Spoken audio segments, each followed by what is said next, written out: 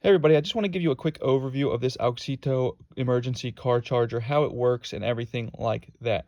Now, first of all, when you're ready to charge it on your car, you can come around to the back, and these are magnets. So if you have if you raise your hood and you have like a a metal hood or something like that, it can magnet to that. Otherwise, these things pop out here and it can hook onto something so that you can kind of get it stable when you're going to use it.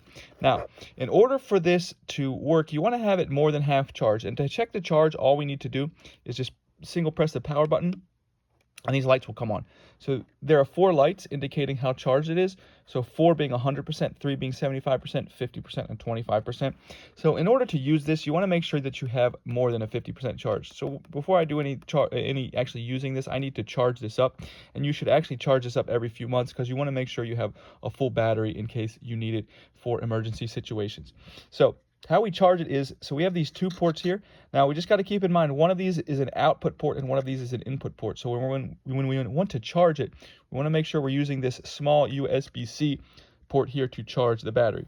This is actually an output port which we can use to, like, if we want to use this basically as a power bank or something like that, we can charge our phone with it.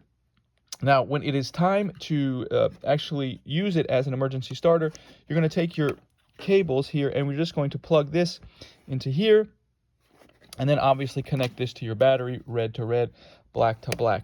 The last thing I'll show you on here is this has a this can be a flashlight, so we can turn it on like that.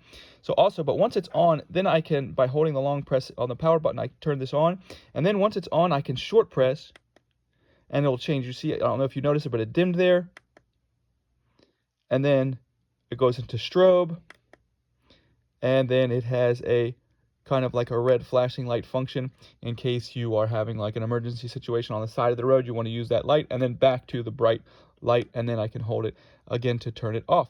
So anyways, that's all there is to it. If you're interested in this, I'll put a link below to where you can get it.